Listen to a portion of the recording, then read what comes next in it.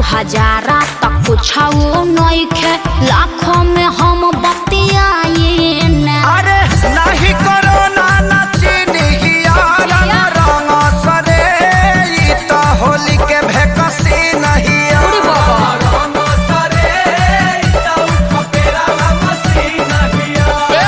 दोसर दुआर जाके देखी ओनिया रंग फेंकी छिट्टा माल न भेटाई। अरे कहता आधा काठा लिख दे हबखे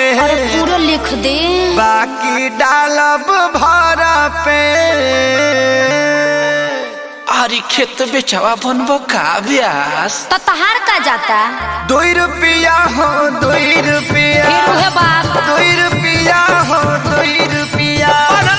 चोली रंगाई दे हो 2 रुपया हो नो। चोली रंगाई दे हो 2 रुपया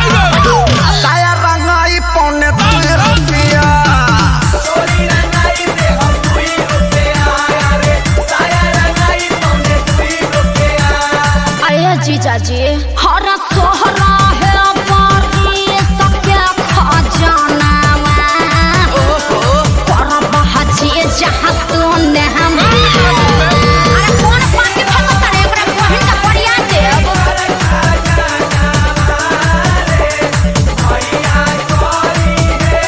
अरे पंजर के सार का हो बिना सिक के झाड़ू सुन ले बानी बिगहा के बिगहा राउर जोत जोताला जी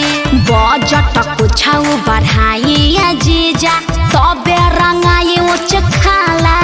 जी खाली पैसा पैसा तू कइले बारू सुन साली हमारा अभिले ना कुछ रंगवइले बारू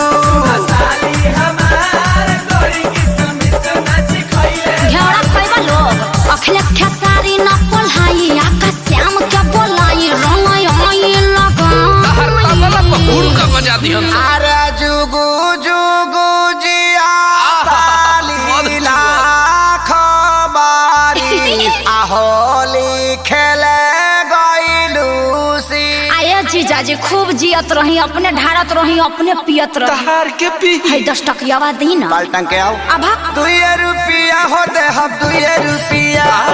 2 रुपया हो दे हम 2 हाँ रुपया तो वो दे ये जो चोली रंगाई दे हम 2 रुपया हो चोली रंगाई दे हम 2 रुपया हो साया रंगाई पौने 2 रुपया कौन कौन फेंको तारे अपना बहिनिया को फेंको सो